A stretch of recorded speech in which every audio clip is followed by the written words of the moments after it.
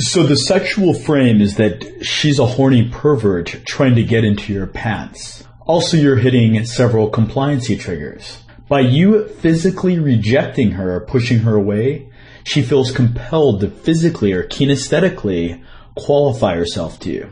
Also, it hits the compliancy trigger scarcity. Touching you ceases to be just about her regaining her power. Now she feels that you're taking away a freedom of hers, her freedom to touch you. But she probably isn't conscious of what's going on, so she begins to attribute all sorts of positive qualities with molesting you. This is the compliancy trigger commitment and consistency at work. There's another way in which commitment and consistency is at work here. You're giving her a new self-image. The more she touches you, the deeper she falls into the self-image of a pervert who wants to get into your pants. And that's going to make it that much easier to have sex with her later on. It also plays on all of her sexual needs. You're awakening her physiological need for sex.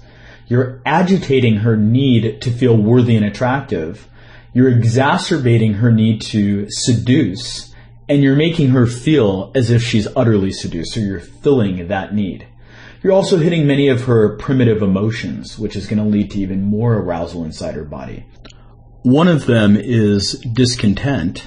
You're creating a barrier between her and her inalienable right to molest you. You're creating a feeling of needing your validation. By physically rejecting her, she unconsciously and probably consciously feels a need for your validation. And also there's a fear of loss, fear that she won't get your validation, and she won't get the freedom back of getting to touch you. This also helps build the perceptual filter of comfort. Whenever a woman is compelled to touch you on her own accord, it's going to help build that perceptual filter of comfort. She's also the one chasing you as opposed to you chasing her. And because she's seeking your validation, she's going to see you as an authority. And when people, as I've said several times, when people see you as an authority, they're more comfortable complying with your every whim.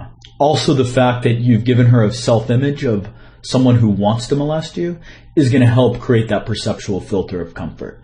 And the fact that you've taken away the freedom of getting to touch you, forcing her to come up with all of these reasons and attributes, positive attributes of why it's so great to molest you, that's also going to help create the perceptual filter of comfort.